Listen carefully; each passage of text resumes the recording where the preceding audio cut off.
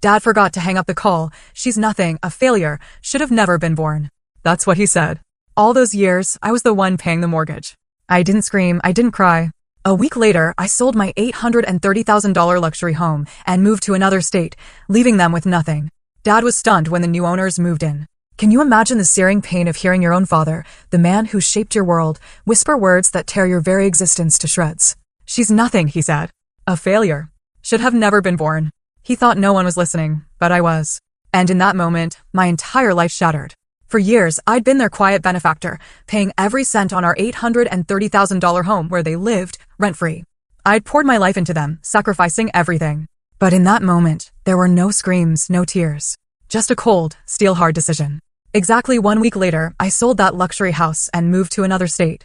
I left them to face the stark consequences of their words alone. My name is Audrey Foster. At 31, I'd built what most people would call a wildly successful life. My alarm would jolt me awake at 5 a.m. every morning, pulling me out of bed for an intense hour-long workout in the home gym I'd set up in the basement of my beautiful house in the Chicago suburbs. Protein smoothie, quick shower, and I was out the door by 7:15, battling the downtown traffic to get to my office at Hartman Financial Advisors. To my colleagues, I was the poster child for hard work paying off. After nailing my MBA at Northwestern, I'd landed a financial analyst position and climbed the ranks fast. 3 promotions in 5 years? Yeah, I was on the fast track, and my boss, Victoria Hayes, had even taken me under her wing as a mentor. Audrey, you're going places in this company, she'd tell me during our monthly check-ins. Your attention to detail and dedication to clients? Exactly what we value here. But what they didn't see, what they couldn't possibly know, was the silent burden waiting for me back home. 3 years prior, I'd finally bought my dream house, a gorgeous 4-bedroom colonial in an upscale neighborhood, valued at $830,000. I'd pictured living there alone, maybe eventually with a partner. Instead, within 2 months of moving in, my parents, Raymond and Margaret Foster, had moved in with me. See, my dad's construction business had just gone bankrupt. Again. It's just temporary, sweetheart, Mom had promised.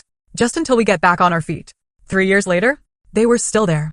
And I was still paying for everything. The mortgage, utilities, groceries, their cell phone bills, even their car insurance. They contributed nothing. Not a single dollar. Dad spent his days applying for jobs he never seemed to get, while Mom volunteered at church and went to lunch with her friends every Wednesday. And then there was my sister, Heather. Every Wednesday evening, she'd bring her 3 kids over for family dinner. She married her high school sweetheart, Keith, had her first child at 21, and dropped out of community college. But you know what? My parents would just beam with pride whenever she walked through the door. There's our girl, Dad would say, wrapping her in a hug, barely even looking at me. After those dinners, I'd drag myself to my home office to catch up on work, exhaustion settling deep into my bones. The sheer weight of supporting everyone was crushing, honestly. But I'd convinced myself it was my duty.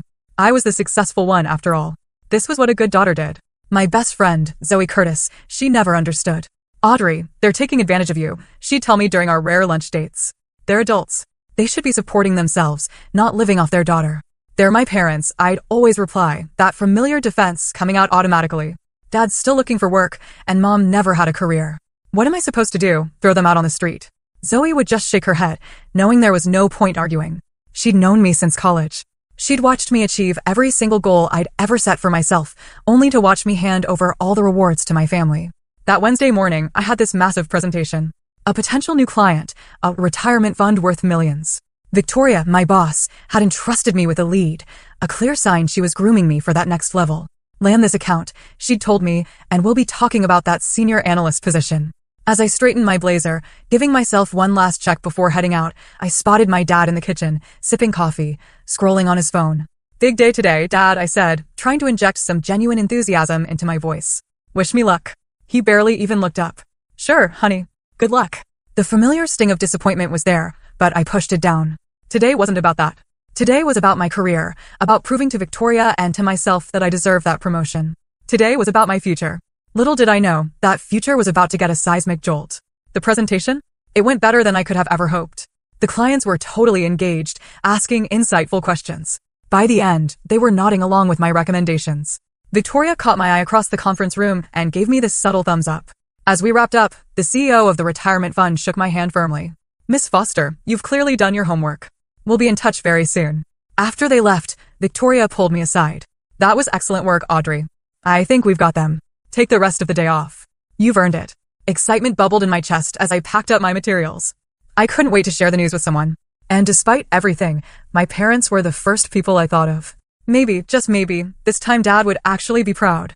I checked my watch, 2:30 p.m. They wouldn't be expecting me for hours, which meant I could surprise them with a good news, maybe even suggest we celebrate with dinner out. But when I pulled into our driveway, I noticed both their cars were there. Unusual for a Wednesday afternoon, Mom usually had her book club. I entered quietly through the side door that led directly to the kitchen, planning to announce my early arrival and my success. Then I heard it. My father's voice, coming from his bedroom, which he converted into a home office. He was on a video call, his voice carrying clearly down the hallway. Yeah, Stan, we're still living with her. What choice do we have? The housing market is ridiculous these days. I recognized the voice on the other end as Stanley Bennett, my dad's friend from his old construction days. I was about to call out when something in my father's tone, something I couldn't quite place, made me freeze. Hold on, let me end this call properly, he said. Audrey's always nagging me about just hitting the red button. I heard a click, followed by my father's voice again. There, now we can talk freely. Except he hadn't ended the call. I could still hear Stanley's voice, tinny through the speakers, asking if he was still there. My father had only minimized the window, thinking he'd disconnected. Then came the words that stopped my heart. She's nothing, Stan. A failure. Should have never been born. The words hit me like a physical blow. I froze in the hallway, completely unable to move forward or retreat.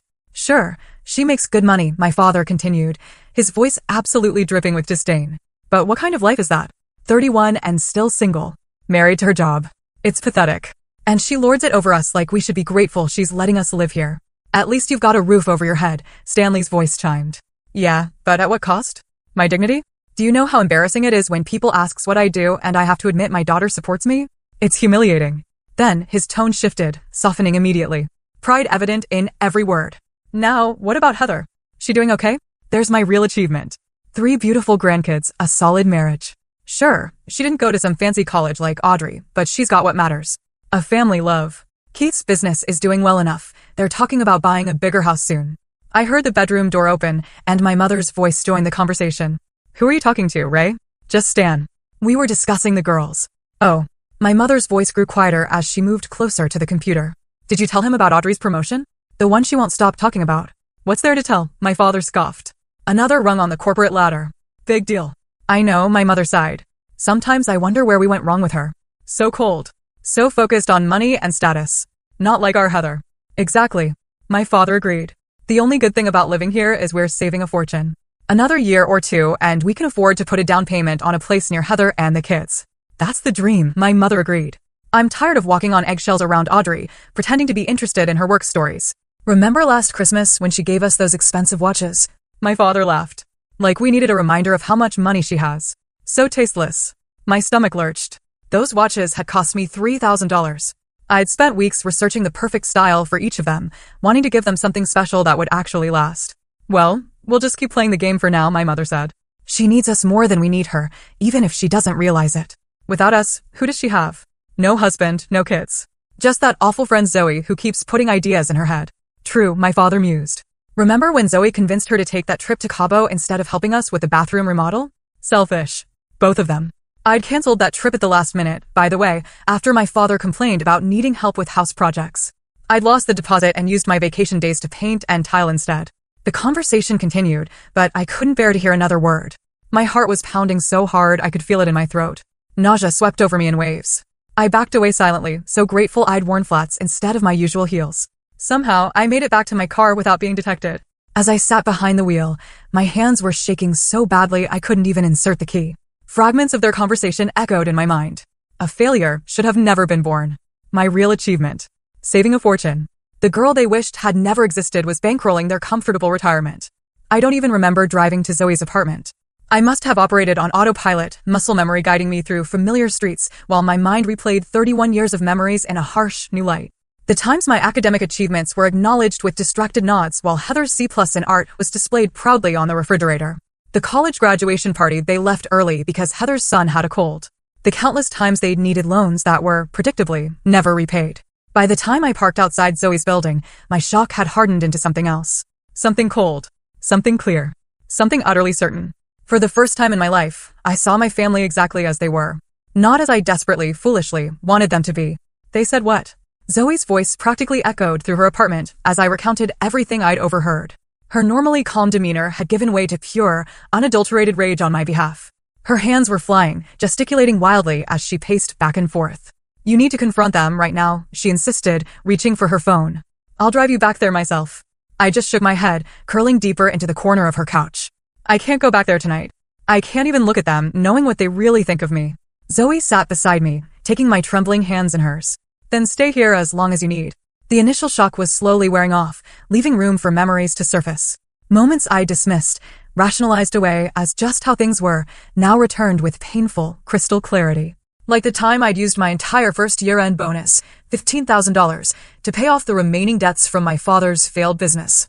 He'd accepted the check with a casual, "Thanks, kiddo," before immediately calling Heather to discuss her eldest son's private school applications. Or the European vacation I'd planned for years, postponed 3 times to cover what they called family emergencies. The first for Dad's knee surgery, which, weirdly, didn't stop him from playing golf 2 weeks later. The second for Mom's minor car accident, needing a replacement vehicle they couldn't afford. The third for Heather's unexpected medical bills when insurance wouldn't cover her youngest daughter's treatment. When I finally moved into my dream house, the crown jewel of my achievements, they'd shown up 3 weeks later with suitcases and sad stories about their landlord selling their rental property. And what did I do? I gave them the master bedroom with its ensuite bathroom, moving my own things to the smaller guest room to accommodate them. My privacy, my space, my sanctuary, surrendered without a fight. Because, that's what good daughters do. "I've defended him so many times," I whispered to Zoe, recalling conversations with colleagues who'd questioned my father's business acumen after meeting him at company events.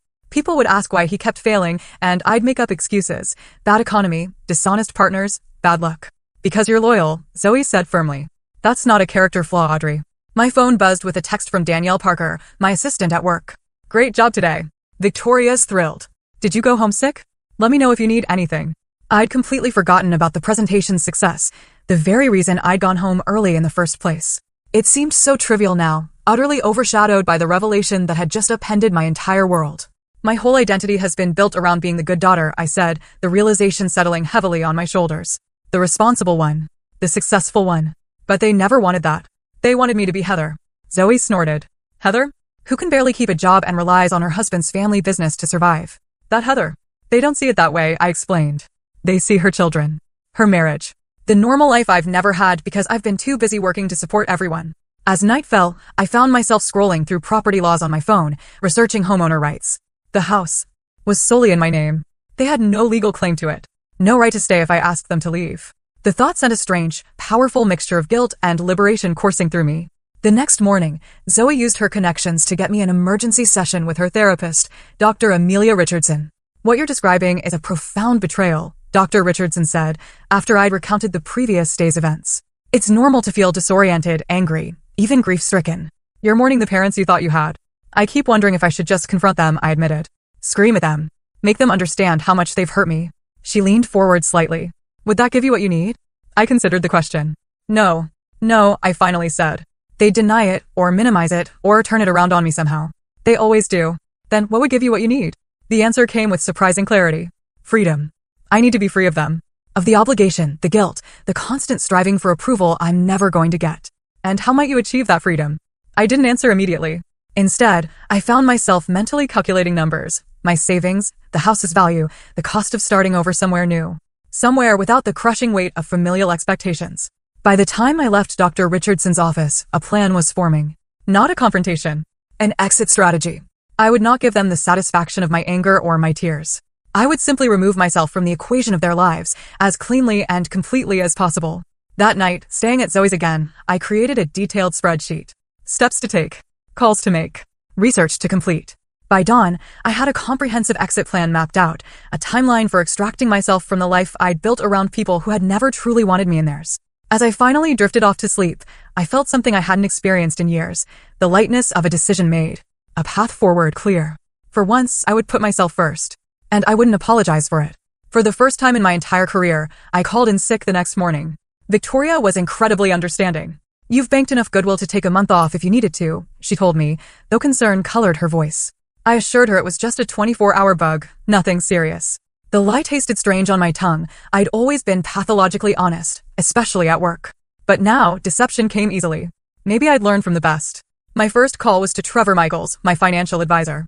We'd met monthly for years as I built my investment portfolio, but I'd never heard the urgency in his voice that I did when I explained I needed an emergency meeting. "I can see you at 11, he said. "Is everything okay, Audrey?" "It will be," I replied, surprised by my own certainty. Trevor's office was on the 30th floor of a downtown high-rise, all glass and chrome with incredible views of Lake Michigan. As I explained my situation, sanitized, of course, without the messy emotional details, his expression remained professionally neutral. "So, you want to liquidate some investments to purchase a new property in another state, while simultaneously selling your current home," he clarified. "Yes. I need to know how much I can access quickly without penalties and what the tax implications will be." He typed rapidly, pulling up my accounts. "You're in a strong position. The market's favorable for sellers right now, especially in your neighborhood. What locations are you considering for relocation?" "Denver," I said. The decision had been made somewhere between Zoe's apartment and his office. I've always loved the mountains. By the time I left Trevor's office, I had a clear picture of my financial standing and a referral to a real estate agent who specialized in quick sales for professional clients. Natalie Wells called me before I'd even reached my car. "I understand you're looking for a discreet, expedited sale," she said. "No preamble necessary. I can be at your property this afternoon to assess." "Not today," I replied quickly. "My parents are home. Tomorrow morning would be better. They have a standing breakfast with friends on Fridays." "Parents living with you?" she asked, her tone shifting slightly. "Are they co-owners?" "No," I said. "The property is solely in my name." "Good. That simplifies things considerably." My next call was to a real estate agent in Denver, recommended by Natalie. Melissa Johnson specialized in relocating professionals and totally understood my need for discretion and speed. "I can start sending you virtual tours today," she assured me. "Based on your budget and preferences, I already have several properties in mind." The lawyer came next. Patricia Alvarez, a referral from a colleague who'd gone through a complicated divorce. She confirmed what I already suspected. As the sole owner, I had every right to sell my property, regardless of who was living there. "You'll need to follow proper eviction procedures if they refuse to leave voluntarily," she cautioned, but given the circumstances, I doubt it will come to that. By mid-afternoon, the framework of my new life was taking shape. I drove back to my house, timing my arrival for when I knew my mother would be at her weekly hair appointment. My father was likely in the basement, where he'd set up a makeshift workshop for projects he never completed. I slipped into my bedroom and began methodically sorting through my personal items. Important documents went into a secure portfolio: birth certificate, passport, insurance policies, property deeds. Jewelry and small valuables were next, packed into a carry-on suitcase I could easily transport to Zoe's. In the back of my closet, I found a box of childhood mementos I'd kept through multiple moves: diaries with little locks, school awards, photographs. I opened one diary from when I was 12. The handwriting, large and looping. "Dad forgot my science fair today. Mom said he was too busy with work, but I saw him watching TV when I got home. Heather got a new bike for getting a B in math. I got all A's again, but no one noticed." Page after page documented small betrayals, moments of blatant favoritism so normal to my childhood self that I'd recorded them matter-of-factly, without complaint. In another box, I found handmade gifts I'd created for my parents over the years: a clay pencil holder for Dad's desk, painted with careful detail, a beaded necklace for Mom that had taken weeks to string. Both items were dusty and unused, stored away rather than displayed or worn. I was carefully replacing these boxes when my phone rang. It was Heather. "Hey sis, are you okay? Mom said you didn't come home last night." I hesitated, unsure how much to reveal. Heather and I had never been close. The age gap and our parents' obvious favoritism had created a chasm between us. But she wasn't cruel, just self-absorbed in the way people can be when they've always been the center of attention. "I'm staying with Zoe for a few days," I said finally. "I need some space." "Space from what? Did something happen?" We arranged to meet at a coffee shop halfway between our homes. I wasn't ready to tell her everything, but I needed to gauge her reaction, to see if she'd been part of their conversations about me. The cafe was busy, providing both ambient noise for privacy and enough witnesses to prevent a scene. Heather arrived looking harried, her blonde hair, so like our mother's, pulled back in a messy ponytail. She'd always been the pretty one, the charming one, while I was the smart one, a distinction that felt more like a consolation prize than a compliment. "What's going on?" she asked as soon as she sat down. "Mom's freaking out. She thinks you're having some kind of breakdown." "I'm selling the house," I said bluntly, watching her face carefully. Her eyes widened. "What? Why? You love that house." "I'm moving to Denver. I've already started the process." "Denver? But what about Mom and Dad? Where will they go?" There it was. Her first thought was for our parents, not for me. But there was genuine confusion in her expression, not calculation. "They'll figure it out," I said, my voice steady. "They're adults. But they can't afford their own place right now. Dad's still looking for work, and Mom's never had a real job." "I'm aware," I replied, unable to keep the edge from my voice. "I've been supporting them completely for 3 years. Paying the mortgage, utilities, groceries. Everything. Did you know that?" She had the grace to look uncomfortable. I knew you were helping them out. Helping implies they contribute something. They don't. Heather fidgeted with her coffee cup. Look, I would help if I could, but with 3 kids and Keith's business just getting established. I'm not asking you to help, I interrupted. I'm telling you what's happening. I'm selling my house and moving away because of Mom and Dad. Did they do something? For a moment, I considered telling her everything, the overheard conversation, the years of dismissal and disrespect. But looking at her worried face, I realized she truly didn't know. She'd been shielded from the darker side of our parents, cushioned by their unconditional love and approval. I need a change, I said instead. The house will sell quickly. They'll need to find their own place. They could stay with us temporarily, she offered, though without much enthusiasm. The guest room is small, but that's between you and them. I stood up, signaling the end of our conversation. I just wanted you to know directly from me. As I walked away, she called after me. Audrey, wait. Are you okay? Really? I turned back, surprised by the genuine concern in her voice. For a brief moment, I saw past the golden child persona to the sister who had once, long ago, defended me against our father's criticism when I'd broken his favorite coffee mug. I answered honestly. That afternoon, I had a video interview with Westbrook Financial in Denver, leveraging connections from a conference I'd attended last year. The hiring manager, Benjamin Clark, remembered me well. We'd be lucky to have someone with your expertise, Audrey. The team lead position just opened up last month. Perfect timing. Perfect timing indeed, as if the universe was finally aligning to help me break free. My final call of the day was to Victoria. I owed her the courtesy of transparency, at least professionally. Denver, she repeated after I'd explained my situation. That's unexpected. We have a satellite office there, you know. Not as prestigious as Chicago, but growing. Would you consider a transfer instead of resignation? The offer took me by surprise. You'd help me transfer?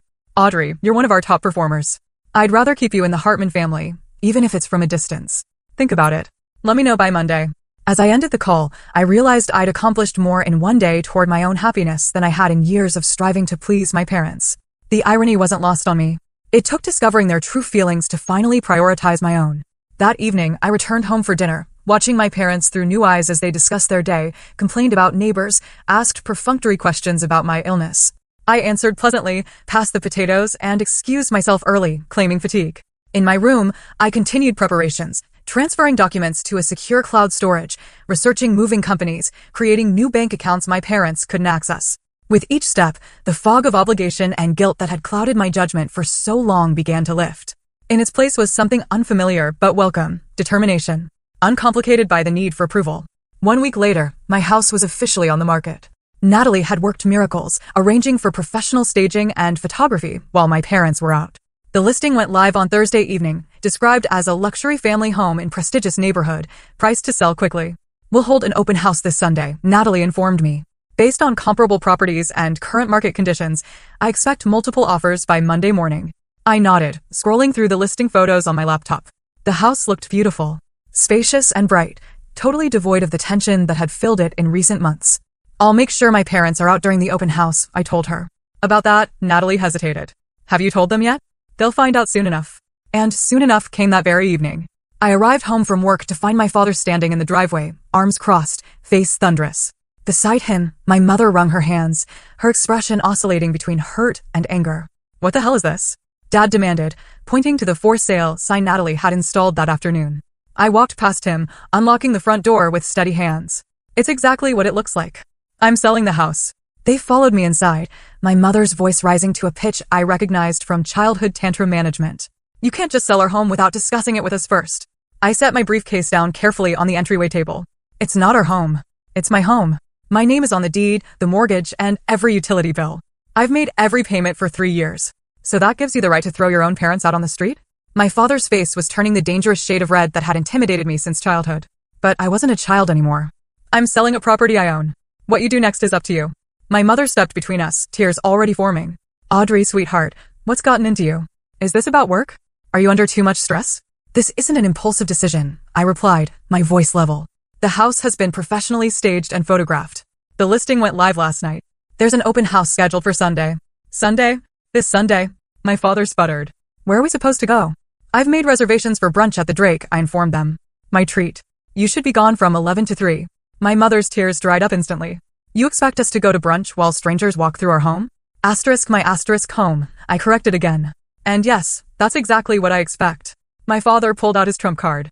I'm calling Heather. She'll talk some sense into you. I shrugged, the gesture so foreign to my usual accommodating body language that they both stared. Call whoever you want. An hour later, we were seated in our living room, in a twisted parody of a family meeting. Heather had arrived, kids in tow, her husband Keith trailing behind, looking deeply uncomfortable. The children had been dispatched to the backyard, leaving the adults to what my father ominously called sorting this mess out. Audrey, Heather began, clearly designated as the mediator. I understand you're going through something right now, but selling the house seems extreme. It's not extreme, I countered. It's a practical decision. I'm moving to Denver for a new job opportunity. Keith, who had always been peripheral to our family dynamics, spoke up unexpectedly. Denver's a great market right now. Growing tech sector, outdoor lifestyle. Smart move professionally. My father shot him a glare that could have melted steel. Not helpful, Keith. Just saying, career-wise, it makes sense. My mother ignored this tangent. But why so suddenly? Why not give us time to find a place, get organized? The closing will be in 30 days. That's standard. You have a month to make arrangements. A month? My father exploded. To find an apartment? Pack everything? In this rental market, it's impossible. I managed to organize selling a house and relocating to another state in a week, I pointed out. I'm sure, between the two of you, finding a local apartment in a month is doable. Heather looked between us, clearly struggling with divided loyalties. Mom, Dad, Audrey does have the right to sell her own house. Maybe we should focus on helping you find a new place. My father's betrayed expression would have been comical if it weren't so utterly predictable. You're taking her side? I'm not taking sides. I'm being practical. If the house is for sale, you need somewhere to live. The conversation deteriorated from there, with my parents cycling through anger, guilt-tripping, and finally, bargaining. Just give us 3 months, my mother pleaded. Until after the holidays. The market is hot right now, I replied. Waiting would be financially irresponsible. My father snorted. Since when do you care about money more than family? The irony of his statement hung heavy in the air between us. If only he knew how his own words about me had set this whole thing in motion. But I held my tongue, refusing to give away the knowledge that fueled my resolve. By Sunday, the tension in the house was unbearable. My parents had shifted to cold silence, a tactic they'd employed throughout my childhood when I disappointed them. We drove to brunch in complete silence, the atmosphere in the car thick with unspoken recriminations. At the Drake, I received a text from Natalie. Huge turnout. At least 40 parties so far, several very interested.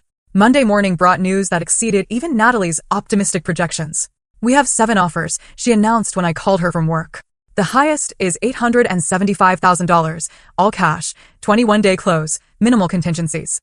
Accept it, I said without hesitation. Are you sure? We could counter, maybe push them to $885,000.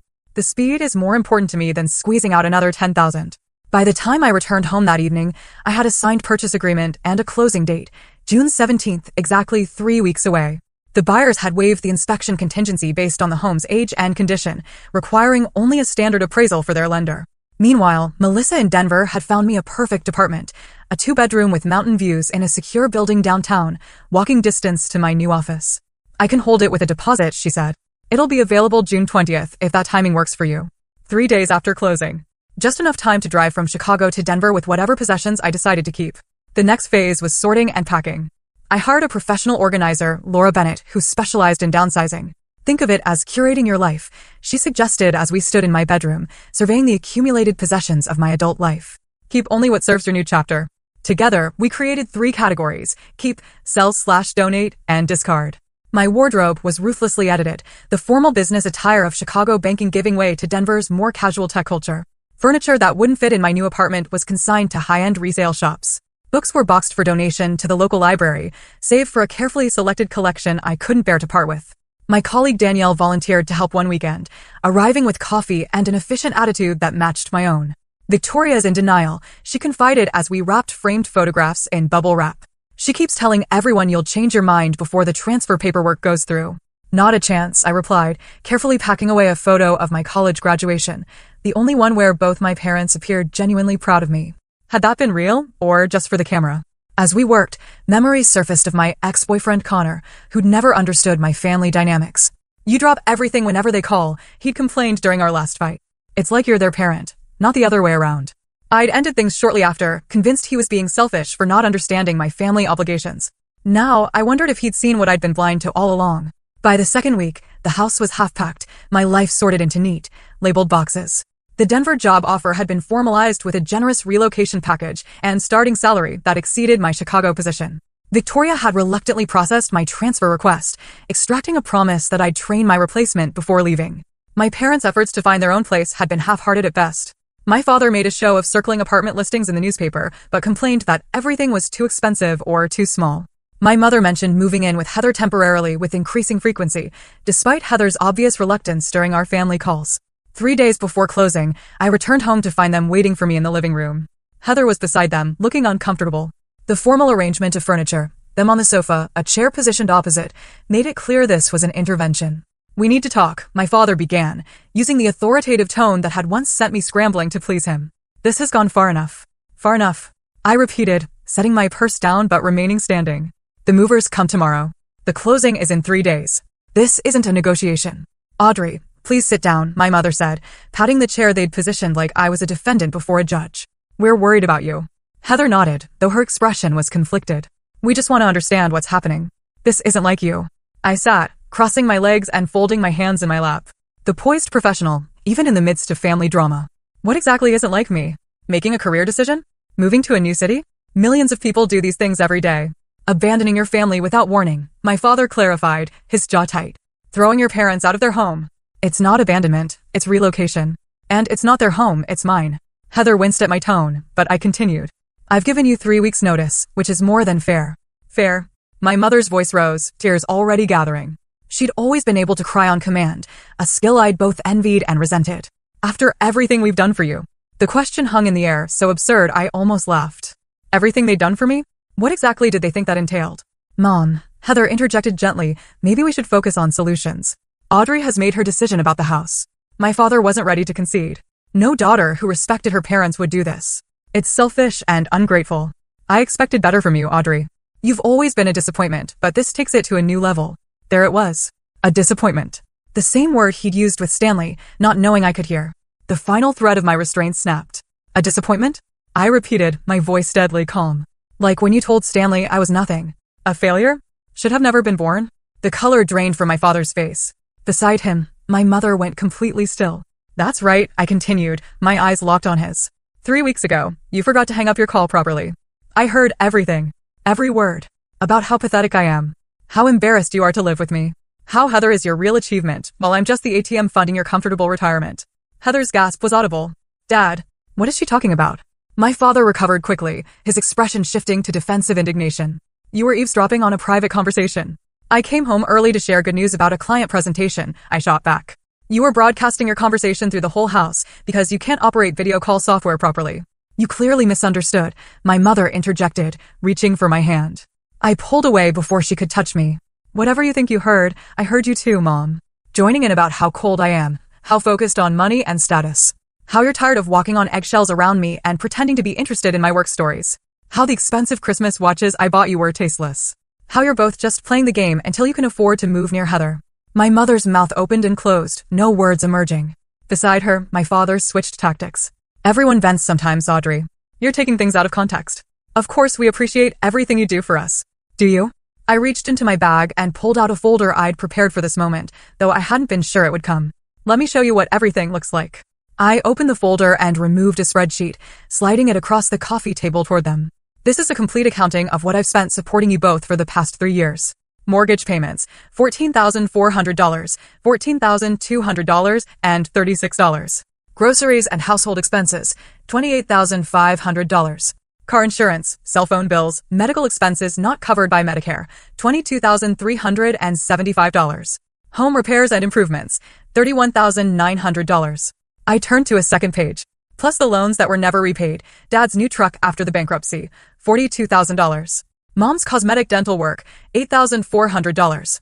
The Florida vacation last winter, $6,700. Heather's children's private school application fees that you insisted on covering, $3,600. Heather's head snapped up. "What?" "They told me you offered to pay those." "I did," I confirmed, after they pressured me. "Just like I've been secretly funding your children's college accounts for the past 5 years. $500 a month, automatically transferred. That's $30,000 they haven't bothered to tell you about." The look of shock on her face confirmed what I'd suspected. Our parents had taken credit for my financial contributions to her children's future, just as they'd taken credit for my success when it suited them. "You've been supporting us, yes," my father acknowledged grudgingly. "But that's what family does. We raised you. Put you through college. My scholarships and student loans put me through college," I corrected. "Which I paid off myself." As for raising me, let's talk about that. I turned to Heather. Did you know Dad missed my high school graduation because Kelsey had a dance recital the same day? Heather frowned. That's not how they explained it to me. They said you told them not to come because you were embarrassed about Dad's bankruptcy. Of course that's what they told you. I shook my head. Years of collected slights and dismissals suddenly crystallized into a clear pattern. They've been playing us against each other our whole lives, making you the golden child and me the responsible one, ensuring we never compared notes. My mother stood abruptly. This is ridiculous. We've always loved both our daughters equally. Really? I shot back. Then why did you tell Stanley that Heather is Dad's real achievement, while I'm just a pathetic workaholic? Why did you spend more on Heather's prom dress than you did on my entire college dorm setup? Why have you attended every single one of her children's birthday parties, but forgot mine for 3 years running? The silence that followed was deafening. My father stared at the financial spreadsheet, seemingly unable to dispute the concrete evidence of my support. My mother had given up on tears and was now looking at me with something close to hatred. Her mask of maternal concern completely dropped. I don't expect answers, I continued, gathering the papers and returning them to my bag. I don't even want them anymore. What I want is for you to understand exactly why I'm leaving. It's not about the money. It's about the decades of emotional manipulation and favoritism. It's about discovering that the people I've sacrificed everything for see me as nothing but a convenient resource. I turned to Heather, whose expression had shifted from confusion to dawning comprehension. I don't blame you. You didn't create the dynamic. They did. But I'm done with it. What about us? My father finally asked, gesturing between himself and my mother. Where are we supposed to go in 3 days? That's not my problem anymore. I've accepted a position with Westbrook Financial in Denver. I'm leaving the day after closing. You can't just abandon us, my mother insisted, panic replacing anger. We're your parents. Being a parent is more than biology, I countered. It's support, encouragement, and love. Things I've given you far more of than I've ever received. I stood up, signaling the end of the conversation. You can stay until closing day. After that, you're on your own. Heather rose as well, her expression troubled. Mom, Dad, maybe you could stay with us for a little while until you find a place? The speed with which they pivoted to their backup plan was almost impressive. My mother's tears returned on cue as she embraced Heather. Oh, sweetheart, we wouldn't want to impose. It's fine, Heather said, though her tone suggested it was anything but. The guest room is small, but it's just temporary. I caught her eye over our mother's shoulder, and for the first time in our adult lives, I felt a moment of true connection with my sister. A shared recognition of the manipulation we'd both been subject to in different ways. She gave me a small sad nod. As they discussed logistics, I quietly left the room. There was nothing more to say. The truth had been laid bare. The decision made. In 3 days, I would close this brutal chapter of my life and begin writing a new one, entirely on my own terms, free from the crushing weight of unrequited family obligation. Closing day arrived with a sense of finality that was both terrifying and utterly liberating. I met Natalie at the title company's office, signing document after document, initialing pages until my hand cramped. When the final paper was processed, she handed me a cashier's check for $823,450, the sale price minus the remaining mortgage balance and closing costs. Congratulations, she said, shaking my hand. Most of my clients are sad on closing day, but you look relieved. I am, I admitted. It's a fresh start. My parents had moved out the previous day, reluctantly relocating to Heather's guest room, just until we find the perfect place, as they'd put it. They'd taken far more than their personal belongings. Kitchen appliances I'd purchased, the new living room furniture, even bathroom fixtures that should have stayed with the house. I just let it go. The material things seemed insignificant compared to the emotional baggage I was finally leaving behind. After the closing, I returned to the empty house for one final walkthrough. Each room held memories. Some good, many tainted now by the knowledge of my parents' true feelings. The kitchen where I'd prepared countless family meals. The dining room where I'd endured subtle criticisms disguised as concern. The home office where I'd overheard the conversation that changed everything. I was standing in my old bedroom when Heather arrived, alone. I thought you might be here, she said, hovering in the doorway. The kids are with Keith's mom. I wanted to help with any last-minute things. I'm all packed, I replied, gesturing to the bare room. The movers took everything yesterday. She nodded, stepping further inside. I'm sorry, Audrey. About all of it. Her voice was soft. I had no idea they felt that way about you. I know, I assured her. It's not your fault. But I benefited from it, she acknowledged, surprising me with her insight. My whole life, I got the praise, the attention, the support. I never questioned why. Because it was normal to you. Why would you question it? We stood in silence for a moment, the weight of shared history heavy between us. Are we going to stay in touch? She finally asked after I move. I'd like to, I said honestly. You and the kids. We can video chat. Figure out a new relationship without them in the middle. She smiled tentatively. I'd like that too. Together, we walked through the house one last time, locking doors and closing blinds. At the front entrance, I handed her the spare key I'd been keeping for the buyers. "Take care of yourself in Denver," she said, embracing me awkwardly. We'd never been physically affectionate siblings. "Take care of yourself with them," I replied. "Don't let them do to you what they did to me." Zoe was waiting in her car when I emerged, ready for our 2-day road trip to Denver. We'd planned it as an adventure, a cleansing journey from my old life to the new. "Ready?" she asked as I slid into the passenger seat. "More than you know." As Chicago receded in the rearview mirror, the tension I'd carried for years began to dissolve. We crossed state lines, singing along to playlists, stopping at quirky roadside attractions, talking about everything and nothing. With each mile, each smile, I felt lighter. More myself. Denver welcomed us with stunning mountain views and clear blue skies. My new apartment was everything Melissa had promised, modern, spacious, with floor-to-ceiling windows framing the distant Rockies. The furnishings I'd kept fit perfectly, and what was missing could be replaced in time. "This place is gorgeous," Zoe declared as we uncorked a bottle of champagne that first night. "To new beginnings. To freedom," I countered, clinking my glass against hers. Zoe stayed for a week, helping me settle in before flying back to Chicago. Her departure was bittersweet, my only connection to my old life returning to it. But I wasn't alone for long. My new position at Westbrook Financial began the following Monday. The team welcomed me warmly, and the work itself was engaging, similar enough to my previous role to leverage my expertise, different enough to present new challenges. My boss, Monica Evans, had a management style that emphasized results over FaceTime, a refreshing change from Chicago's more traditional banking culture. 1 month into my new life, I was establishing routines. Morning runs in a nearby park. Weekend hikes in the foothills.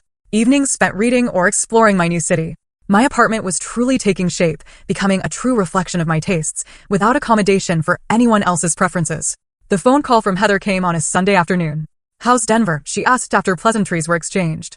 "It's wonderful," I replied truthfully. "How are things there?" Her hesitation told me everything before she spoke. "Challenging. Mom and Dad are still with us. They've looked at a few apartments, but always find reasons why they won't work. Let me guess. Too small? Too expensive? Wrong neighborhood." "Exactly," she sighed. "And they're not contributing to household expenses. Keith is getting frustrated." "They did the same thing to me," I reminded her gently. "It's a pattern." "I know. She paused. "I feel guilty even complaining to you about it after what you went through." "Don't," I told her. "We're both their daughters. Just in different roles." After we hung up, I felt a momentary pang of guilt. Had I simply shifted their burden from my shoulders to Heather's? But I reminded myself that Heather had Keith, a partnership to help bear the weight. And unlike me, she'd been raised with the tools to set boundaries, having seen them modeled by our parents her entire life. That night, I noticed a letter in my mail pile with my mother's distinctive handwriting. I set it aside, not yet ready to read whatever justifications or manipulations it contained. Instead, I went out onto my balcony, watching the sunset paint the mountains in shades of pink and gold. For the first time in memory, I was sleeping through the night, uninterrupted by anxiety dreams or insomnia. My appetite had returned, and with it, a few pounds that softened the gauntlet stress had carved into my face. Colleagues commented on my energy, my creativity, the fresh perspectives I brought to meetings. The following week, I received a video call request from Victoria. Curious, I accepted. "Denver agrees with you," she observed, studying me through the screen. "You look well." "I am well," I confirmed. "How are things at Hartman?" "Productive. Your replacement is working out, though she lacks your attention to detail." She paused, expression turning serious. "I should mention that your parents contacted the firm, asking for your new address." My stomach tightened. "What did you tell them?" "That it's against company policy to disclose personal information about employees." They were quite insistent. "Your father, especially." "Thank you for not sharing it." Victoria nodded. "I gathered there were personal reasons for your relocation." "It's not my business, but if you ever need anything." "I appreciate that," I said, touched by her unexpected support. After the call, I messaged Heather, asking her to reinforce with our parents that contacting my workplace was unacceptable. Her response was immediate. "Already handled it. They won't do it again." Perhaps the most unexpected development in my new life was my neighbor, Gabriel Thompson. We'd met in the elevator my first week, both carrying grocery bags from the organic market down the street. He was a software engineer, transplanted from Seattle 2 years earlier, with an easy smile and no expectations. Our friendship developed naturally, casual conversations in the lobby, evolving into coffee at the corner cafe, then hiking excursions on weekends. He didn't press for details about my past, accepting my vague explanations about wanting a change of scenery. In return, I didn't question the sadness that sometimes flickered across his features when certain topics arose. 6 months after my arrival in Denver, I stood on my balcony, watching the first snowfall of the season, a cup of hot chocolate warming my hands. My phone buzzed with a text from Gabriel. "Snow day hike tomorrow? The trails look magical after a fresh powder." I smiled, typing back my acceptance.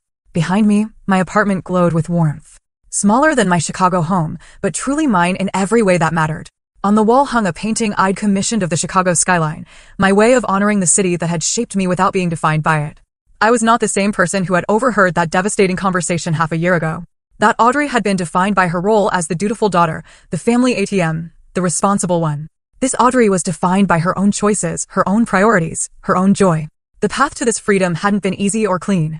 There were still moments of doubt, flashes of the old guilt, but they were growing fainter, overwhelmed by the evidence that I had made the right choice for myself and, perhaps, ultimately, for everyone involved. December arrived with a flurry of snow and holiday decorations throughout Denver. My professional life had exceeded all expectations. 3 months after joining Westbrook Financial, I'd been promoted to team lead, managing 6 analysts and reporting directly to the regional director. My colleagues respected my expertise, and clients appreciated my straightforward approach to financial planning. Personally, I'd found my footing in this new city. My apartment, while more modest than my Chicago home, felt authentically mine. I'd purchased it in October after my rental lease expired, using a portion of the proceeds from the Illinois house. At 1,500 square feet, it was the perfect size for one person who valued quality over quantity. My friendship with Gabriel had deepened into something more, though we were taking things slowly. Both of us carried baggage from previous relationships, his a divorce, mine, the complex entanglement of family dysfunction. We'd agreed to be intentional about our connection, building a foundation of honesty and respect before defining what we might become to each other. Every Saturday morning, I video called with Heather and her children. These conversations had become a highlight of my week, a way to maintain family bonds that were healthy and reciprocal. Her oldest, Tyler, was applying to colleges and often sought my advice on financial planning for education. The younger two, Emma and Lily, simply enjoyed showing me their latest art projects or soccer trophies. My parents, meanwhile, had made multiple attempts to reconnect on their terms. Email forwards with passive-aggressive subject lines like, "In case you're interested in your family," arrived regularly. Phone calls came on holidays and birthdays, filled with subtle guilt trips and thinly veiled criticisms of my abandonment. I'd finally read my mother's letter, finding exactly what I'd expected, a masterclass in manipulation disguised as maternal concern. "We only want what's best for you," she'd written. "Families should stay together, especially as parents age. Your father and I aren't getting any younger." Dr. Richardson, who continued our therapy sessions via video, helped me navigate these boundary violations without falling back into old patterns. "Forgiveness doesn't mean reconciliation," she reminded me. "You can release the anger without allowing them back into a position where they can harm you." As Christmas approached, I faced a decision about holiday plans. Heather had invited me to visit Chicago, offering her home as neutral territory for a potential family gathering. Gabriel had suggested a ski weekend in Aspen as an alternative. A third option beckoned as well, hosting my own small celebration in Denver with local friends I'd made through work and my hiking group. "What does your gut tell you?" Dr. Richardson asked during our session. "That I'm not ready to see them," I admitted. The thought of sitting across a table from my father, pretending everything is fine. "I can't do it yet." "Then don't. Your healing timeline is your own." I chose option 3, decorating my apartment with tasteful but festive touches, a small tree in the corner, twinkling lights along the balcony railing, handmade wreaths I'd created at a community workshop. I invited 8 people for Christmas Eve dinner, including Gabriel and Monica from work with her husband. The day before the gathering, my doorbell rang. A delivery person handed me a package from Heather. Inside were handmade ornaments from the children, along with a card that brought tears to my eyes. "We miss you, but we understand. Building your own traditions is important too. Love you, sis." I hung the ornaments prominently on my tree, photographing them to send with my thanks. As I was about to put my phone away, it rang. A Chicago number I recognized immediately. My father. For a moment, I considered letting it go to voicemail, but something prompted me to answer. "Hello, Audrey?" His voice sounded older, smaller somehow. "Merry Christmas." "Merry Christmas, Dad," I replied, keeping my tone neutral. "Your mother and I," he began, then cleared his throat. "We're in our own place now. A small apartment near Heather." "That's good. I'm glad to hear it." An awkward silence stretched between us. I waited, refusing to fill it as I once would have. "Things have been difficult," he finally continued. "Financially.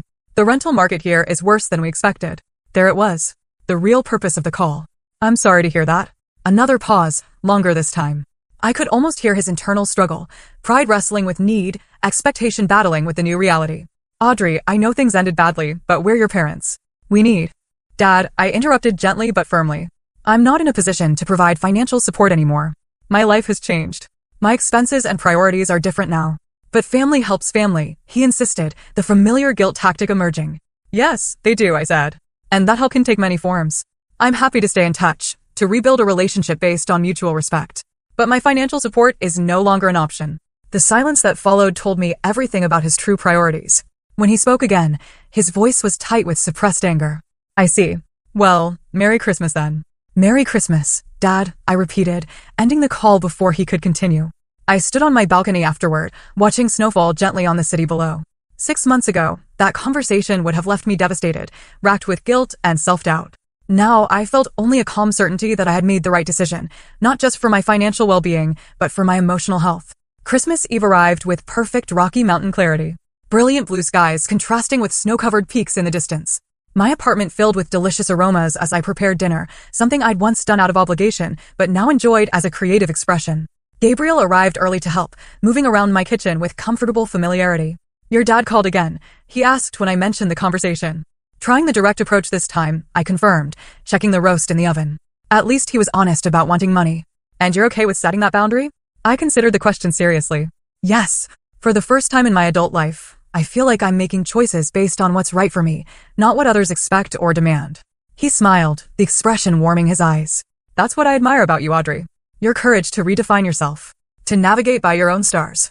As my guests arrived, bringing wine and desserts and holiday cheer, I realized I'd created something precious here, a chosen family, built on genuine connection rather than obligation.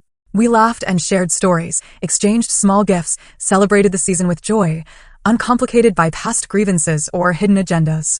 After everyone had gone home, Gabriel lingered, helping me clean up despite my protests that it could wait until morning.